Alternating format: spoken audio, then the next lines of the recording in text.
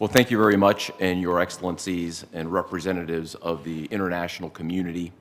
It's an honor to address this assembly on an issue demanding our immediate attention: the repatriation of nearly 29,000 displaced persons and 9,000 detainees from Syria.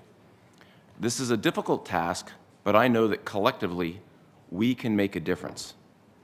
Earlier this month, I visited Al-Hol in person and saw firsthand the need to accelerate the repatriations. This was my fourth visit to the camp in the last 2 years. There has been progress for sure, and I look forward to supercharging this effort together with all of you. Regarding ISIS today, from a military perspective, I can tell you that we've had huge success. Since 2014, 18 nations, many of whom are represented in this room, joined under a combined Joint Task Force Operation Inherent Resolve to halt ISIS's brutal caliphate. Military pressure continues against ISIS at large, but it does not resolve the threats posed by detainees or displaced persons remaining in these camps. To be sure, ISIS remains significantly influential in displaced persons and detainee camps. This is a fact. This is a reality that must be addressed. In the 2022 Hasaka prison break, ISIS succeeded in freeing hundreds of its fighters and continues efforts to break out more even today. This is just one example of why accelerating repatriations is both a strategic necessity and a humanitarian imperative. This problem will only get worse with time. At their peak in 2019, Al-Hol and Al-Roj, as has been articulated, housed over 73,000 people. Since 2021, over 40,000 displaced persons have been repatriated from Al-Hol and Al-Roj to their country of origin. This is a huge feat.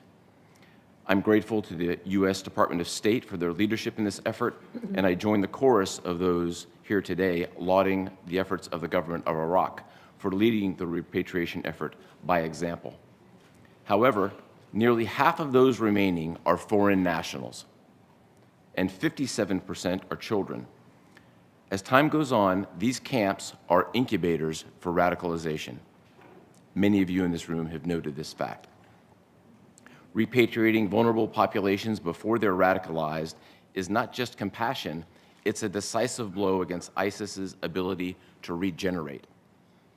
Repatriation of detainees is equally urgent. The 9,000 fighters in custody represent a latent threat to our homelands. Since 2018, more than 70 repatriation missions have returned 1,500 fighters to their home countries, yet much work remains.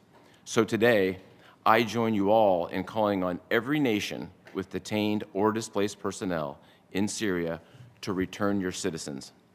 This cannot be just about words. This has to be meaningful action. I am pleased to announce from a military perspective that U.S. Central Command is establishing a special Joint Repatriation Cell in northeast Syria to support these efforts. The purpose of the cell will be to coordinate the return of displaced or detained persons to their home country. I implore you to connect with us so that we can together directly address the emerging ISIS problem while there's still time. Inaction is not an option. Every day without repatriation compounds the risk to all of us.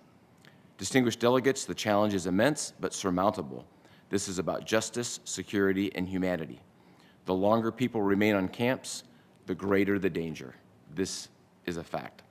Beginning today, let us all redouble our efforts to safeguard the vulnerable and deny ISIS the opportunity to rise again. The United States will continue supporting the coalition and all nations committed to bringing their citizens home. Together, we can ensure the defeat of terror endures as a legacy of peace and stability. Thank you very much.